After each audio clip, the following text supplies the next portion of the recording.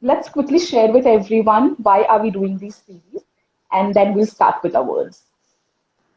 Okay, so it is just, to share knowledge. Me and Priyancy are thinking, okay, let's share some knowledge. We are just sitting at home. It's pandemic time. It's better to do something, enhance our life in some way. So today we have one word also, like quality of life. So this way we are increasing our quality of life and also increasing quality of life of others. So we are doing this mental health vocabulary just to let people enhance their vocabulary and ours too. So that way, we every day we bring at least 4 words from the dictionary so that people can know the exact meaning of these dictionary words. Normally, people use them loosely in their day-to-day language, but they have deeper meaning. So this was the reason that we both are here to share these words with you all. Yes, Yes. and we are taking these words from the Oxford Dictionary of Psychology by Andrew Colman and also the American Psychological Association, APA. Right? So let's start with the first word from Q. Okay, so first word is queen bee syndrome. First, I'll read from the dictionary exactly what it is, and then we'll discuss. Okay, so queen bee syndrome, as the name suggests, a tendency for some individually successful women in male-dominated environment to block the advancement of junior female colleagues and to be intolerant of competition from members of their own sex. So this means how a queen bee behaves, that if she is in the hive, the beehive, only she will survive, all the rest cannot survive. Either they have to leave or they have to serve the queen. Exactly like this is a syndrome. When the woman is the top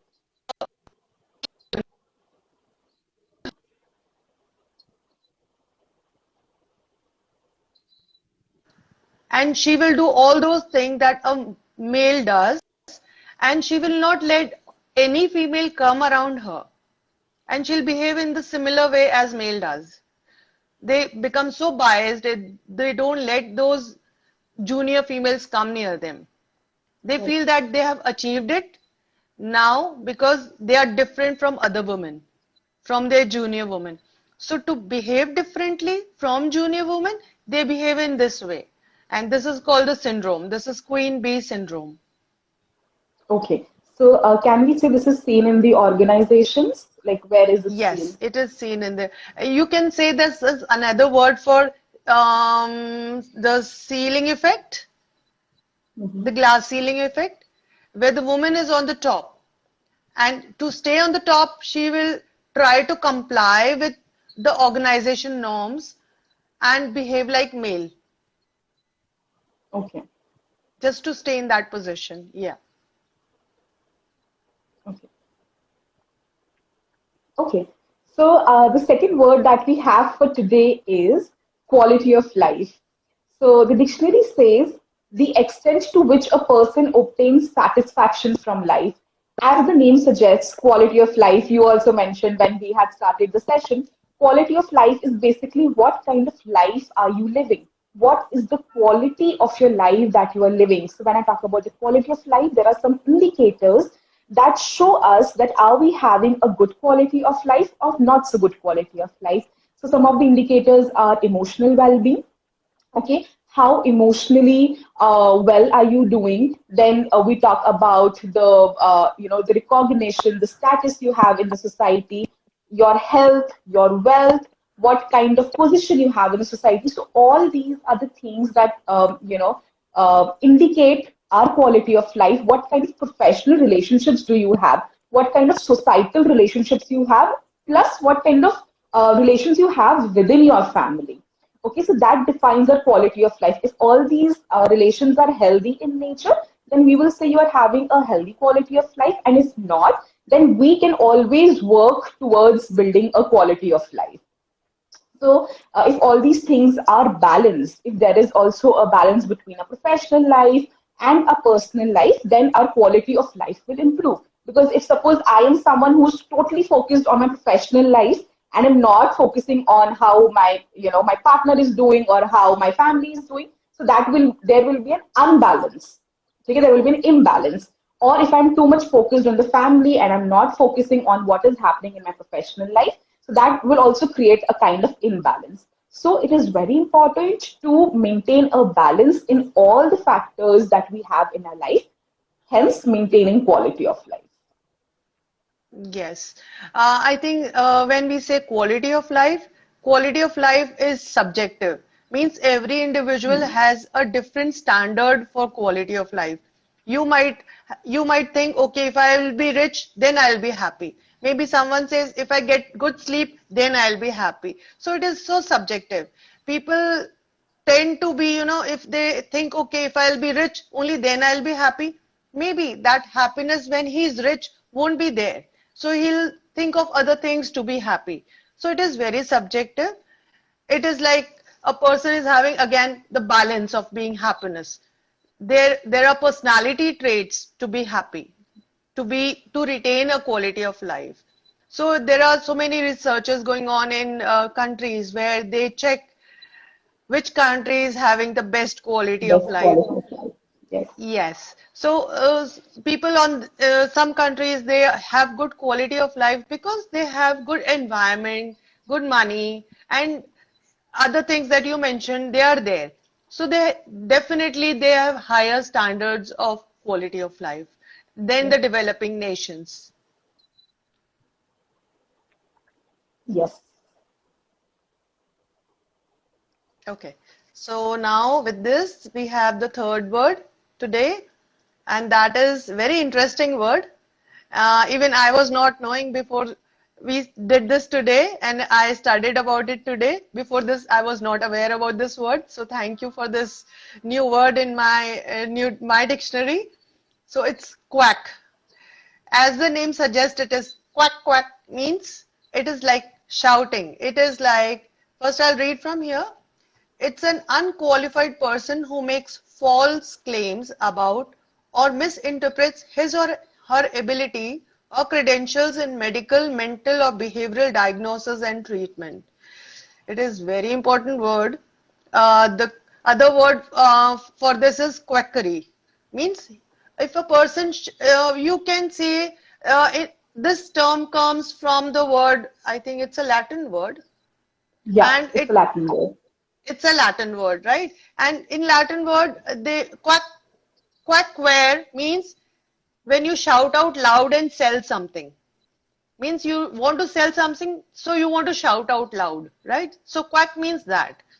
So similar, this word has come from there, and it means if you are not professional, and if you want to, in the medical field or the mental field, you want to exaggerate or you want to uh, pose yourself higher on people so that you are being heard and you're being like, but you still don't have qualities of a person, professionalism. There is no professionalism, or you don't have any kind of degree or something that you can practice.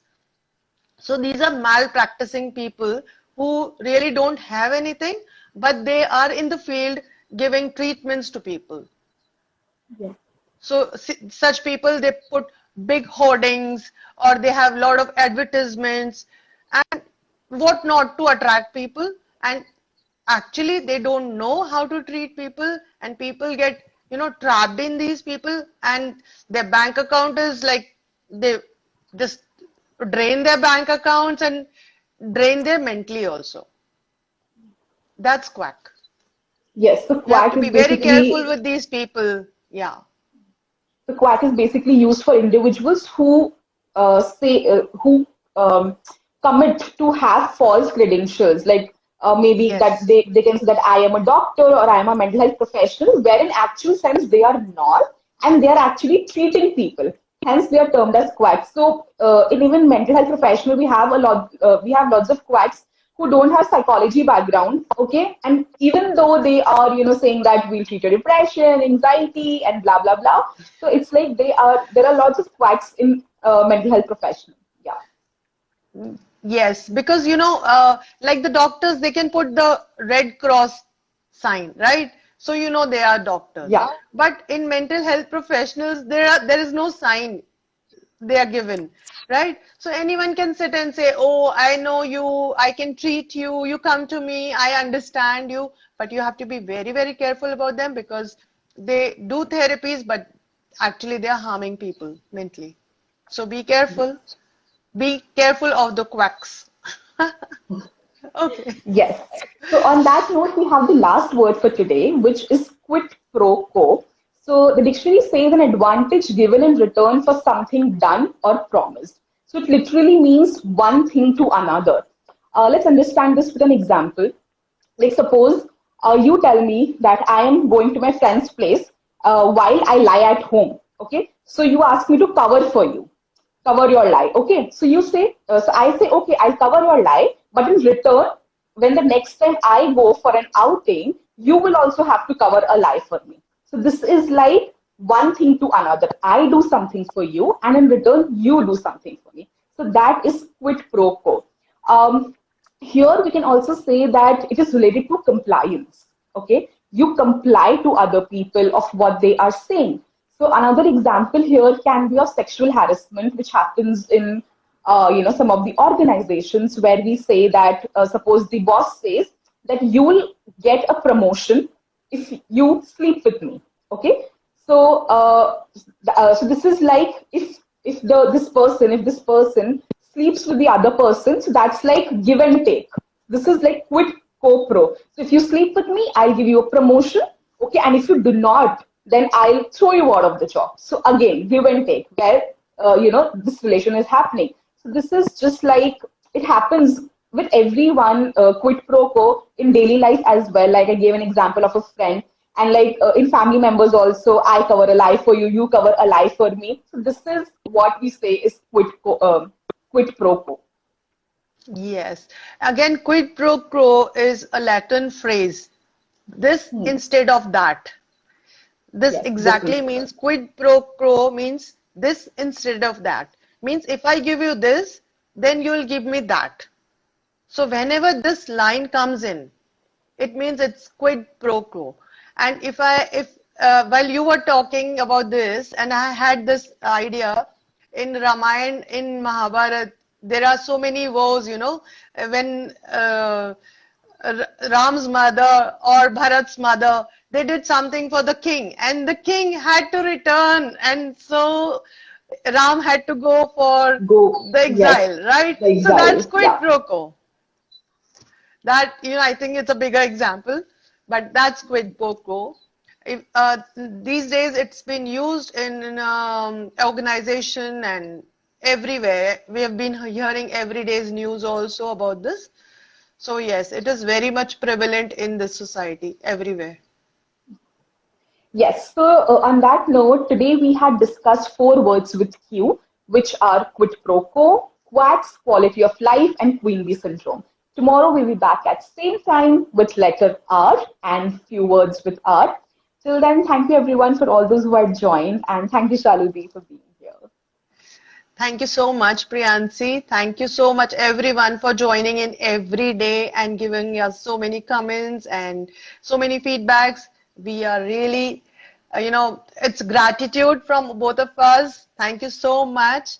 And if you want to know more about these words or want to tell us more about these words that we are not aware of, please, you're most welcome. Thank you so much. Thank you, everyone. Ciao and bye.